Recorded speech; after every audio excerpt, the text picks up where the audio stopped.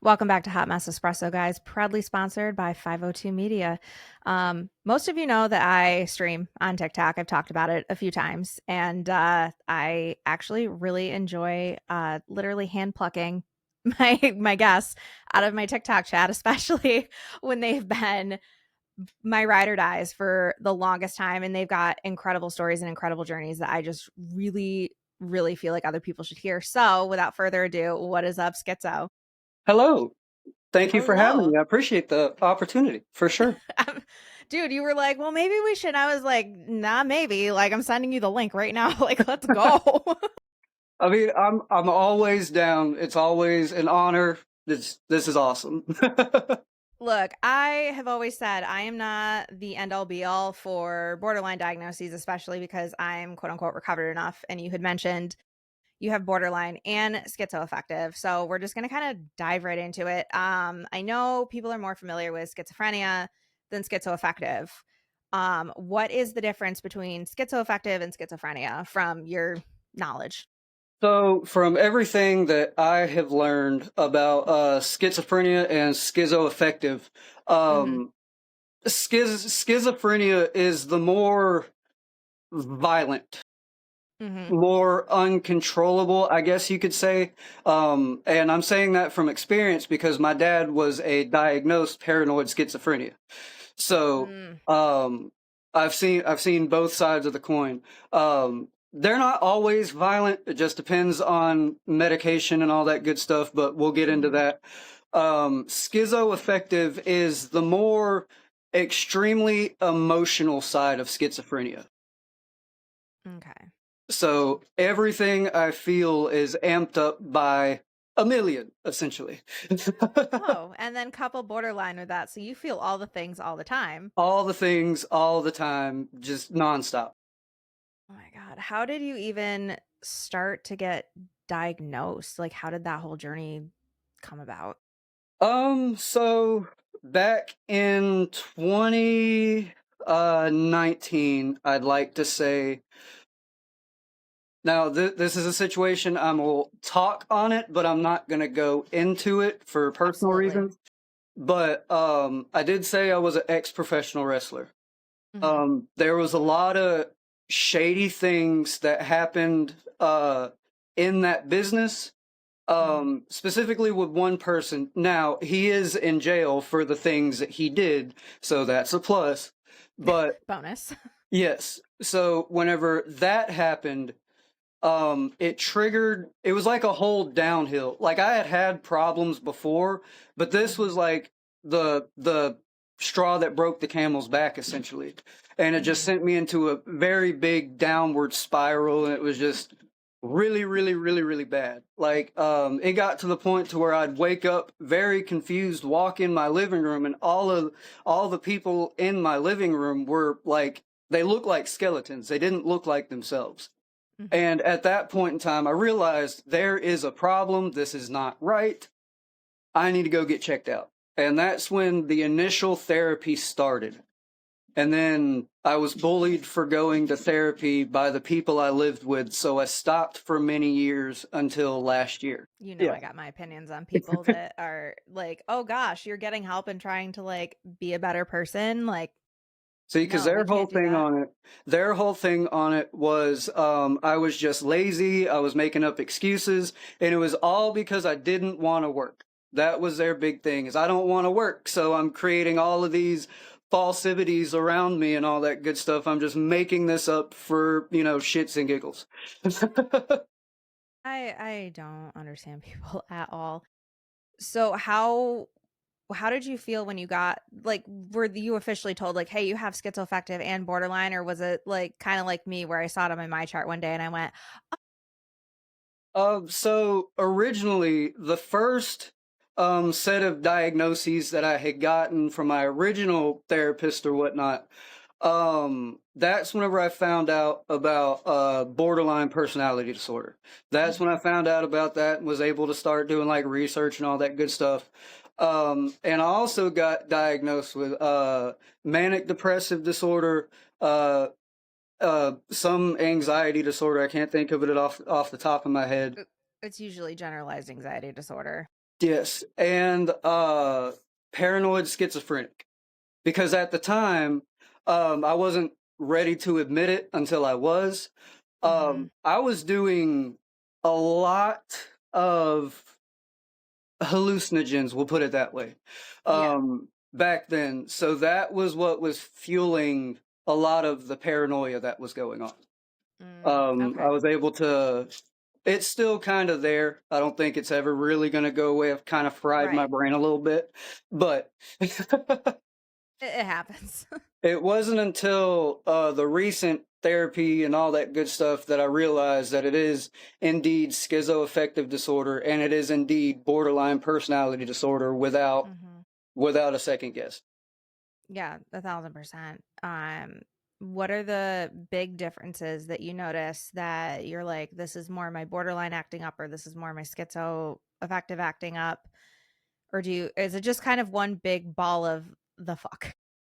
Some days it's harder to decipher than others, but most days, I go by like a checklist because I have Mhm. like a mental checklist of okay, this is how I act whenever the schizo's acting up. This is how I act whenever the BPD's going on. So Mhm. I've narrowed it down to kind of a science. So if I'm being extremely avoidant, dismissive, switchy, if you will, Mhm. that's BPD. The Yep. shutting down, the now, if I'm extremely confrontational, emotional in my feelings, that is schizoaffective. So it's like, Okay. That's a lot to deal with. You got to be exhausted a lot. yeah, it literally feels like even on my best days, it literally feels like I'm on E all the time. Yeah, So I'm sure. Now, how have you been able to kind of, over the because you said you have been going to therapy since last year, right? So, how has therapy kind of helped you to break down some things or unpack a lot? Or are you finding that you're sometimes more triggered being in therapy because you are unpacking some things that you've kind of buried down and now you're dealing with it? and I need to stop saying I've said that a lot. Oh, my bad. Do you know how many times I say like? If I had $1 for every single time I've said like or on a podcast, I could have this would be passive income at this point.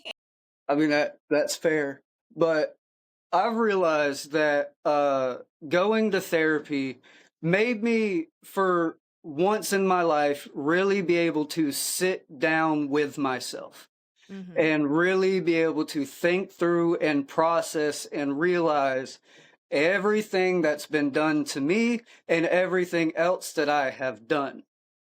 Mhm. So I don't find it more triggering being in therapy. I find it really, really helpful because it's a Right. completely biased opinion. They don't know you personally. They just know you from what the information you've given. Right. My biggest phrase is you can only shoot with the ammunition people give you. So Yeah. I've found that going to therapy helps because it made me sit down and almost look in a mirror and be like, Mhm. something's not right. We really gotta start doing something. Yeah. What are some, I guess, symptoms that you have noticed over the last year or so have been way easier to manage than they were like a year ago? um, Anger, depression, and just the thoughts that go on in my head all the time. Um, Those are so fun, aren't they? well, luckily I've made friends with them. Yeah. You kind of got to get all like cozy and snuggle up and just be like, okay, we're going to be here for a while, aren't we? Okay. Not to quote Mudvayne or anything, but the barrel of a gauge, I'm kind of familiar with that taste. Yep. I But think we've all if you've had a massive like major mental illness, you've definitely you know what yeah, that's like, unfortunately. Like yeah, I'm glad you're still here, obviously. We thank you. adore you. But yeah, what kind of medication, like how'd the med journey go? Because I know with borderline, it is really hard to medicate. It's almost impossible to medicate. A lot of it is therapy and sucking it the fuck up, which is hmm like not great. I know that I actually know a therapist that has poured her entire life into understanding borderline. And she's actually been on the pod before. Dr. Shannon. She is I love her. But back when I was on my journey, it was DBT and hoping for the best. So they put you on meds for bipolar because they're Mm-hmm. just like, we just got to handle the mood swings. I'm like, these aren't mood swings, these are splits. It is Yeah. not a swing. Like, it's not on a timer. And I'm not discounting bipolar at all, because I have friends that suffer from bipolar and I know it is hell to deal with. I Mm-hmm. know it's hell to deal with. But the difference between those is it's almost like a little bit of a more predictable timer at times, versus where borderline, I can look at you and split. And the drop of a hat. I can feel this. Can you, okay, this is going to sound insane, but can you feel a split coming on sometimes, especially when you're under a lot of stress or you've had like a semi-traumatic event and you're just like, I can literally feel either a dissociative episode coming on or a split coming on. And maybe it's like not feeling it coming on, but like knowing that it is more likely to happen because of that. Like, does that happen to you at all? Yes. Now I don't necessarily every time consider it a split, but Mm-hmm. for me it's more mania, Yeah. manic. Um, Mm-hmm.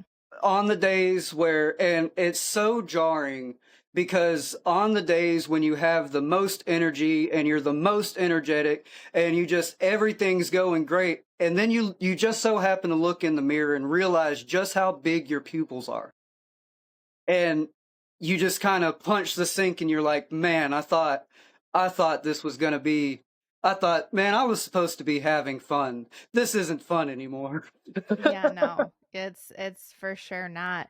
So how because I know you had mentioned off camera that you've got a pretty unique methodology to your meds. How does it work for you? So at first, I tried the traditional route, which is taking the medication and trying all the different medications. You know, they just take a handful of pills, throw it at you, and see what sticks, right? So I tried that at first, and it just came to a point to where I was feeling absolutely nothing. Nothing. I felt no emotion, no nothing. I felt like a zombie. So It's so scary.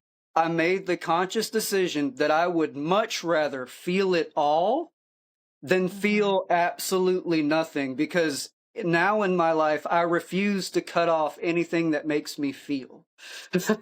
Yeah, it's when everyone's like, "Oh my God, it's so nice to like not feel anything." And it's it's actually scary for me if I don't feel anything. I'm like, uh-oh. Like, it might be the meds or it might be me just completely dissociating. And Yes.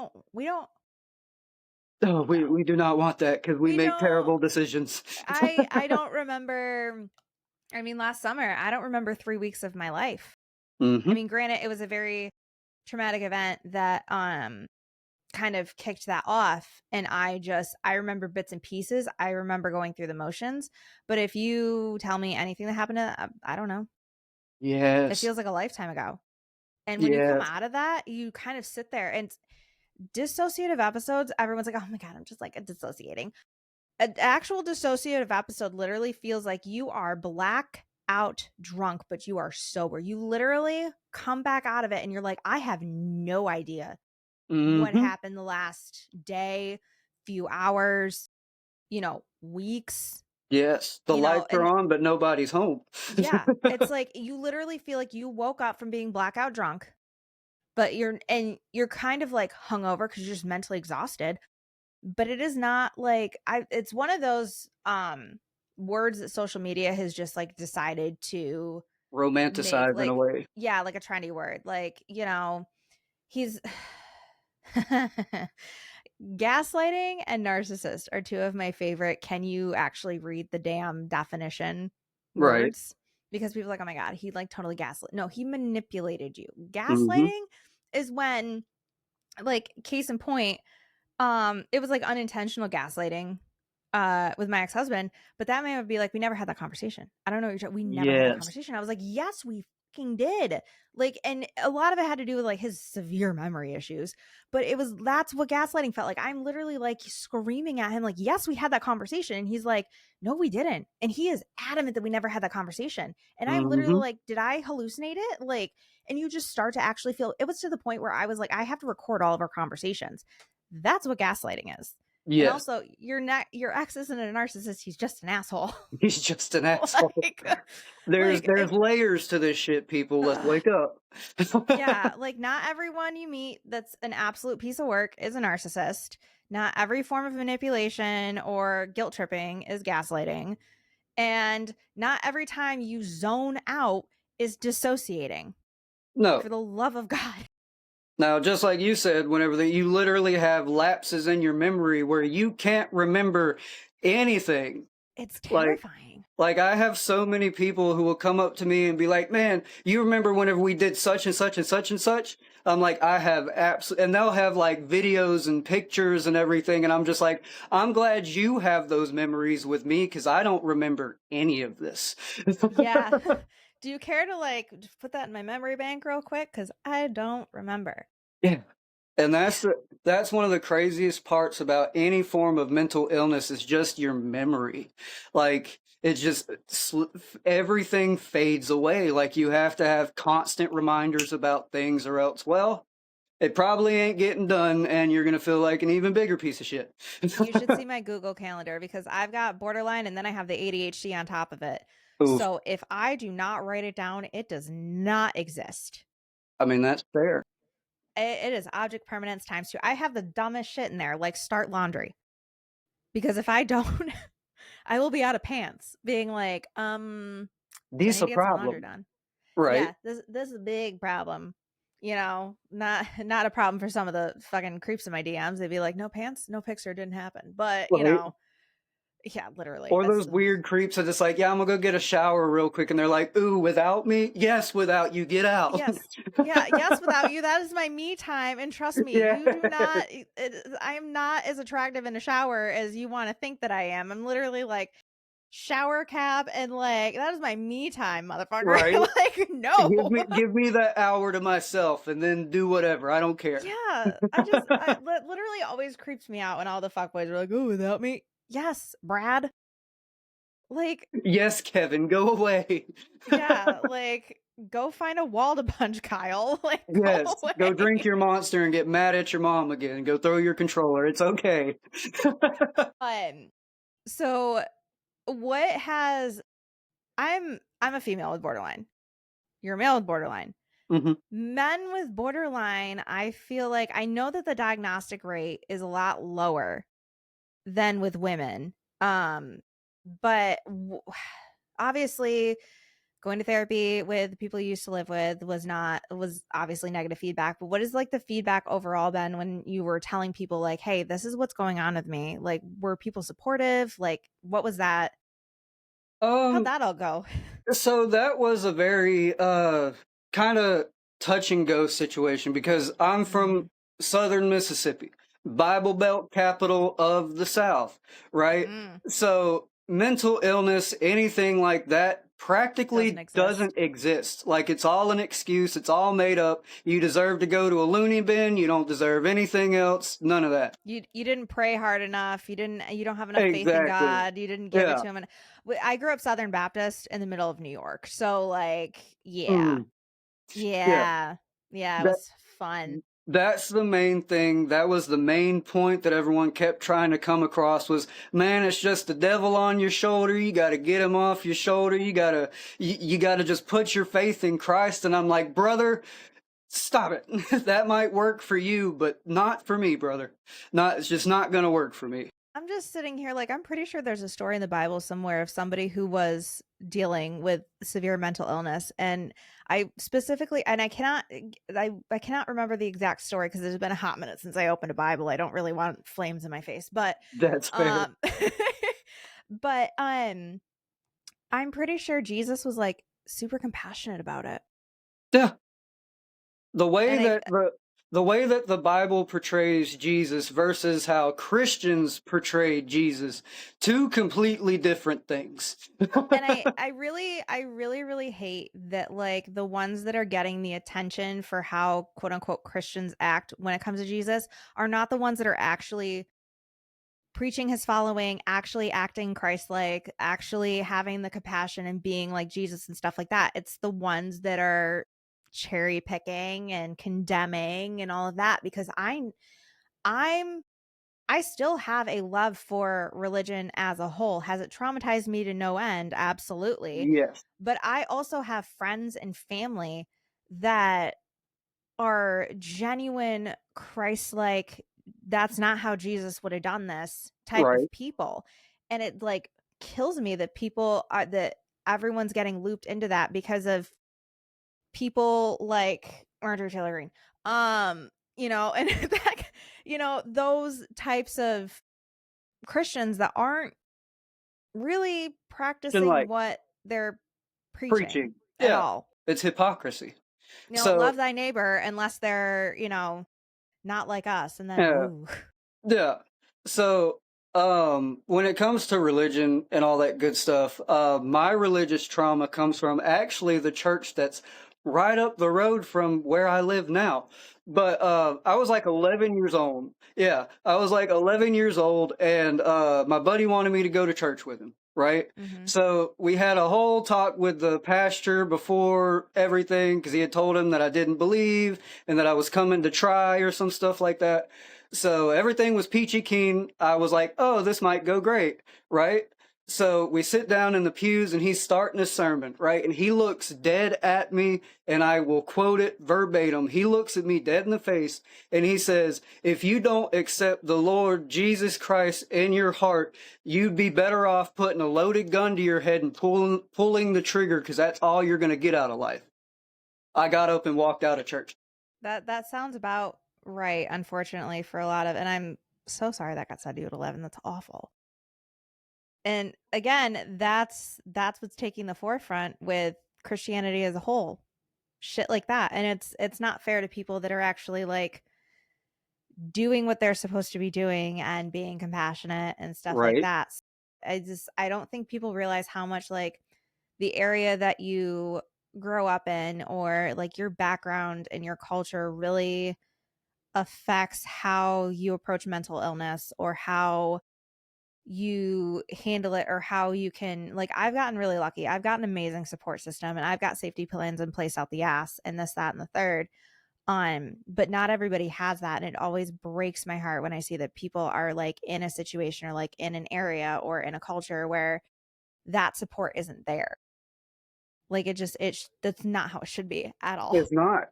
It's not. And that's, we could go into a whole nother discussion about what's Oh going yeah. on with the world right now. But, it all plays into each other. Everything Mhm. plays into each other. People just don't realize it. No, everything is literally connected on some sort of level.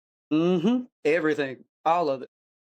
So how is it now versus how it was in like 2019 with a support system? I know obviously you live in the Bible Belt and stuff like that and yada yada, but have you been able to find people that can see past where you are, like literally physically? So, my circle right now is very, very, very small. Mhm. I don't have a very big circle, and I'm not trying to expand my circle. You know what I Same. mean? So, Same. um, I just kind of like, I have my brother, and he's been there. He's been my rock since all of this started. He's been the one Mhm. I can really, really lean on, and he actually lives here with me, so that's a big plus. Um, but nowadays, it's um for a long time, I had to do exactly what you had to do, which was just suck it up. It's, Mhm. you've got this stuff to deal with. So I learned how to, mainly before I started going back to therapy this time. I learned how to deal with this stuff before it even really had a label on Yep. it. Mhm. A So lot of us did. yeah. So that's just how it's been. It's I have my own little routine that I work through, and if that doesn't work, then bed rot it is. Yep. Dude, bed rotting is so good for mental health. I don't care. I've gotten better with it. I'm like, I need to be productive. No, you need to sit your ass down and play Royal Kingdom and watch, Schitt's Creek for the 85th time and just not for a few hours. And that's Yeah. been really, really helpful for my mental health. But how do you manage things now? Like when you feel like a trigger coming up or a symptom coming up, what's kind of like your management plan since, you've been working on this? What it's gotten a lot easier because Mhm. what I do because before I just immediately react with either anger or Yes. emotion immediately. You come at me, I'm coming at you, I'm matching energy, it is what it is. But Mhm. in this day and age, I separate the two.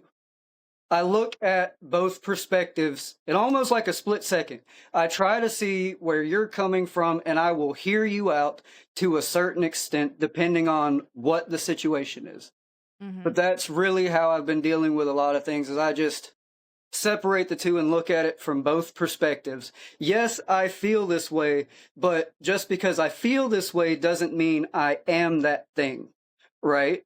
Big one. So That is just a big because I'm one. angry, well, just because I'm feeling angry doesn't mean I'm angry. Yeah. It's Do you kind of struggle with almost like gaslighting yourself into being like you're feeling this too much, like a normal person wouldn't feel like this, and almost like invalidating your own emotions sometimes? Oh yeah, it's a daily struggle. Like I have to gaslight myself to get out of bed. What are you talking about? I Like, just because I know I struggle with that, and I think I've had a couple episodes on it where you're feeling really strongly about a person or a situation, and then because you know and you are aware that you struggle with feeling things a little more strongly than other people, you're just sitting there like it's not that big of a deal. A normal person wouldn't somebody that doesn't have BPD wouldn't be this like emotional about it. So like shove it down, shove it down, shove it down. Like I know I have my people that I'm like, am I feeling this too much? No, actually, this is how anybody would feel. And then I'm just like, okay, well, square up, bitch. right. But do you kind of struggle with that too, where you're just like, I'm feeling this too much. This isn't like worth being this angry at. Like, why, shove it down, shove it down. Don't react. Do you kind of struggle with that?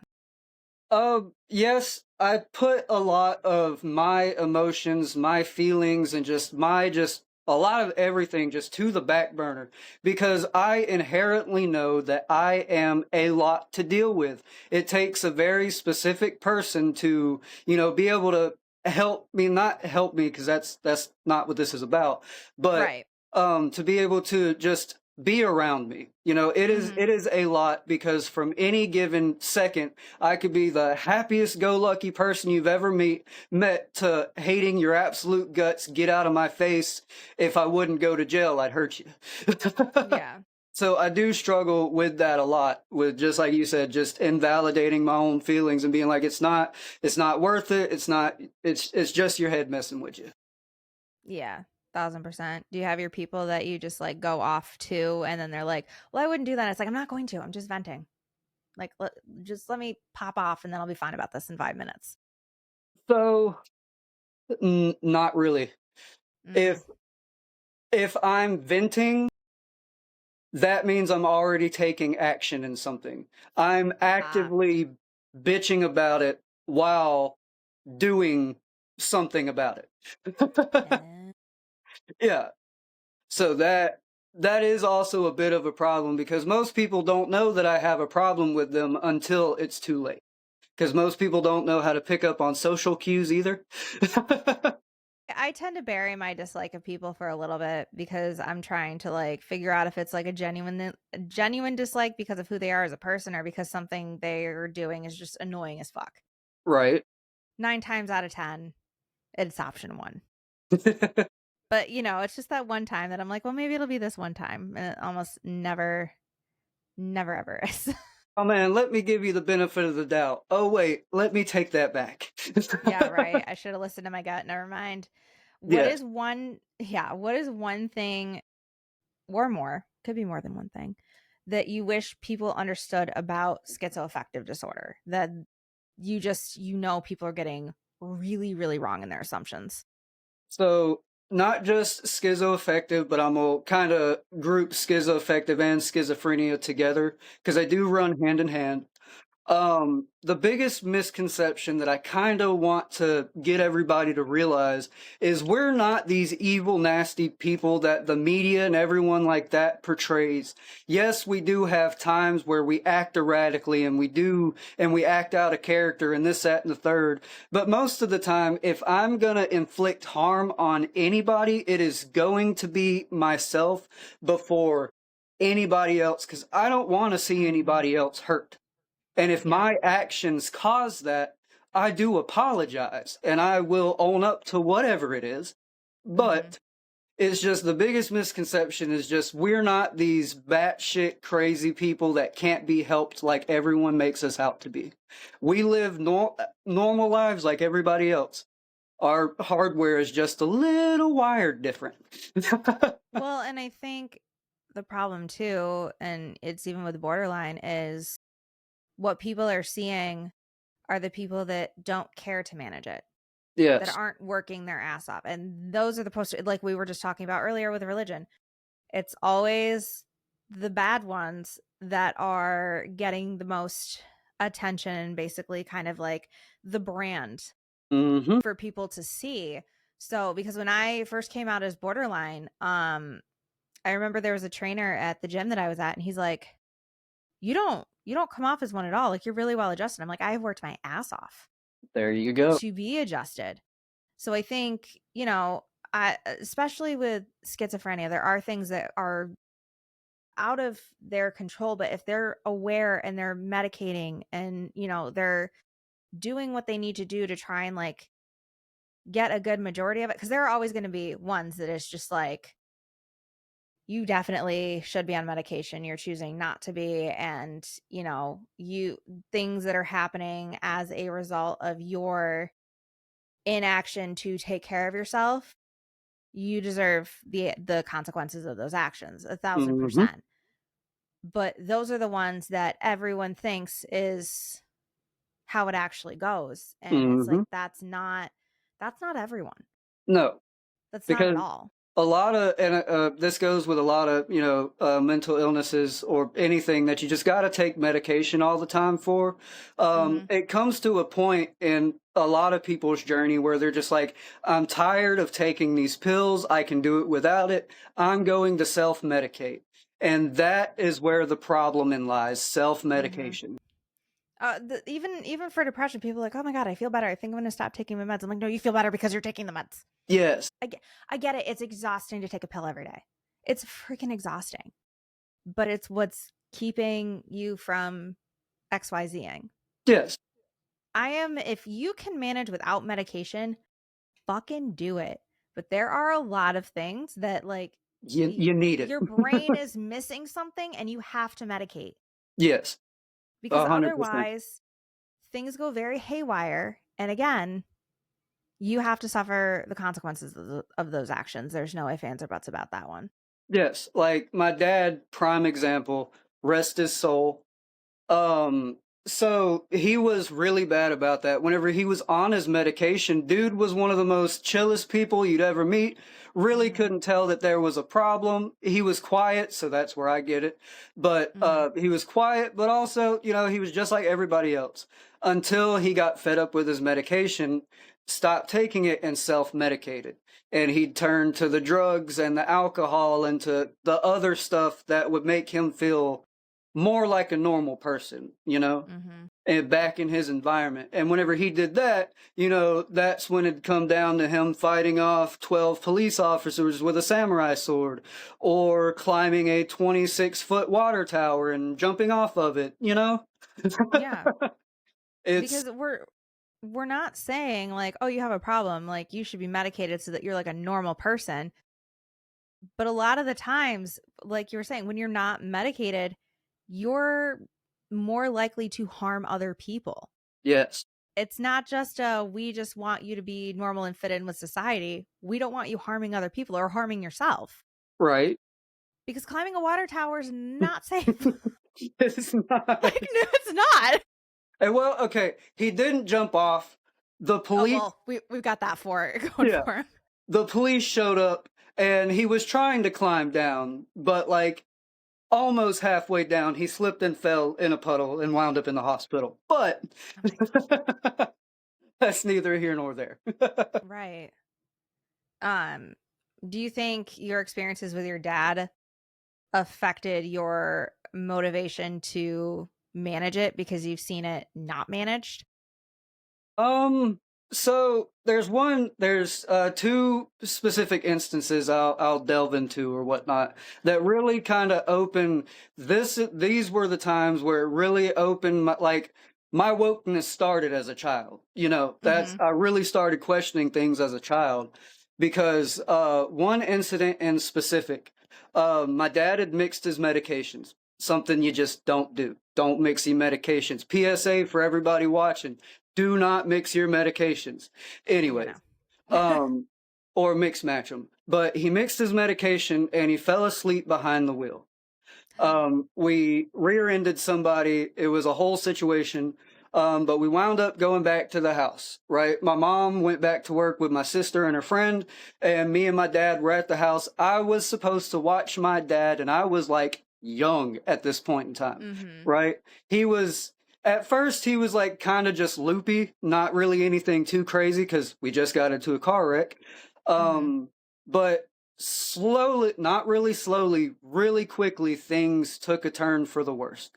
Because Mhm. all I know is I'm in my room and my dad's flipping furniture all over the place and talking to people that don't exist. And I go in there to check on him because I hear him calling for his uncle that had just passed away like 4 months prior to that or something like that. And he was having a full blown conversation with him. And I'm like, Dad, Uncle Bill's dead. And he turns around, grabs me by the collar of my shirt, throws me up against the wall, starts cussing me out for everything I'm worth because he doesn't believe that his uncle has passed away. Mm. And he's also at the same time uh, accusing me of stealing all of his medication and hiding it so he couldn't take it, couldn't do anything with it.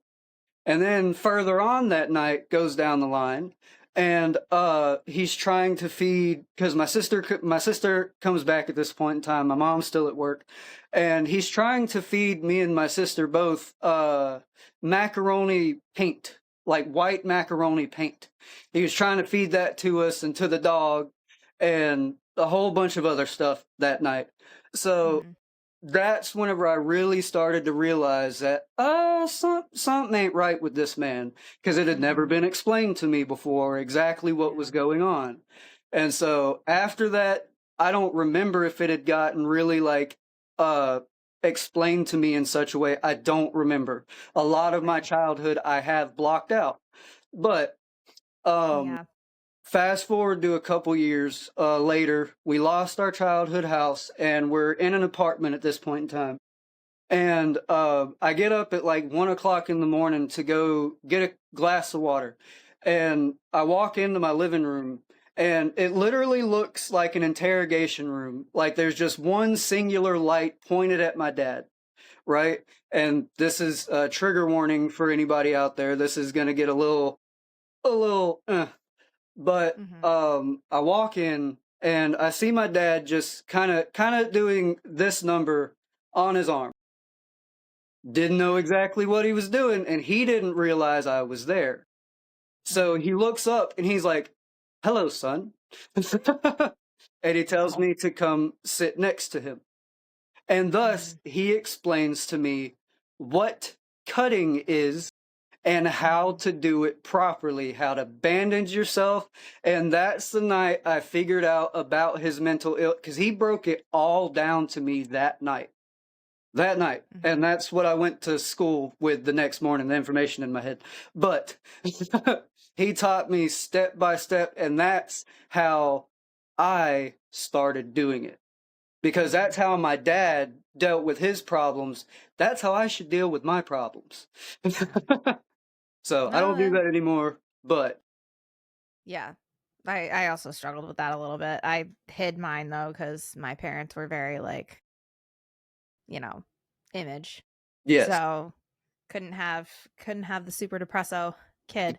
But yeah, I mean that's a lot to even young and like how obviously your dad's passed on, but how is your relationship with your parents now, especially with things being as tumultuous as they were?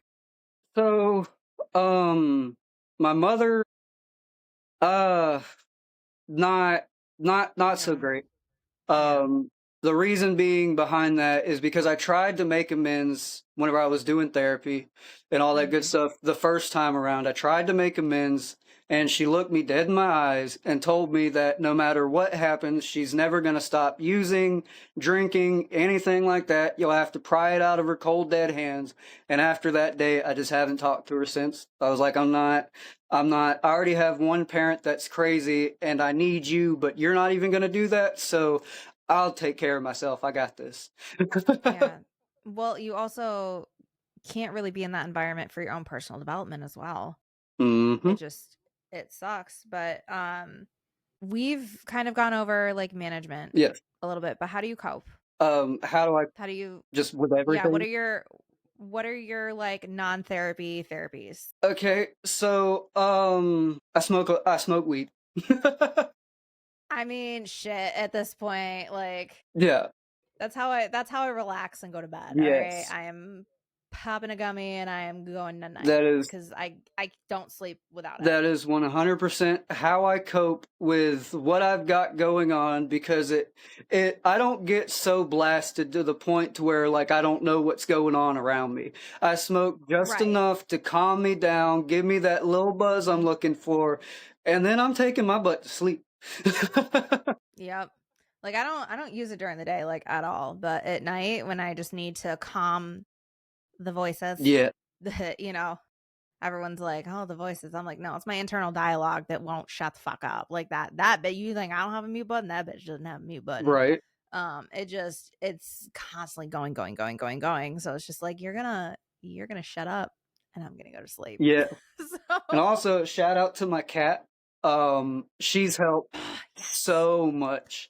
Like, I can almost guarantee you that if I did not get my cat when I did, me and you would not be having this conversation. Guaranteed. You know, Max is almost 10. And for the longest time, he was my reason to stay because he was a very clingy, needy little shit. And I was like, he's going to wind up in a shelter and he's going to wind up euthanized because he's too clingy and people don't like clingy cats. So I have to stay because I don't want to do that to him. Right. And then it became, well, now it's, over my cold dead body is my ex husband getting the dog. So that's, so you guys got another like 9 or 10 years out of me before I have to come up with a new reason. There But, you go. like, Because you I just learned yeah. very early on that if you can't go on for yourself, find something to go on for. Whether it be an animal, whether it be a friend, whatever it be, there's always a reason to hang on. There's always a reason to stay. Well, 1000%. and it just every time I see a I hate saying successful, but completed suicide attempt, it breaks my heart Yeah. because I know how close I've gotten. Mhm. I know I have actively attempted. So I know the pain and the whatnot that they were going through. And it sucks that they were able to complete it because now and I still see people sometimes saying, "Oh, suicide is selfish," and I was like, "Stop! I rip We're them a not new we're not one every villainizing this time. shit anymore. I rip them a We're new not one every villainizing this time. shit anymore. No. We're not. It is you do not understand how much pain and anguish somebody is going through. That it does not matter to them." That everyone's going to be devastated after the fact. The only thing that matters is that whatever's going on in their head and their body, it just fucking stops. Mhm. it's a peace thing for them. It's not them not thinking of their family and not thinking of this. And it's just like, I could be on a soapbox about this for hours. Same. Like, I, it breaks my heart when somebody actually goes through with it. But I also know the amount of shit that people deal with that brings them to that measure. Yes.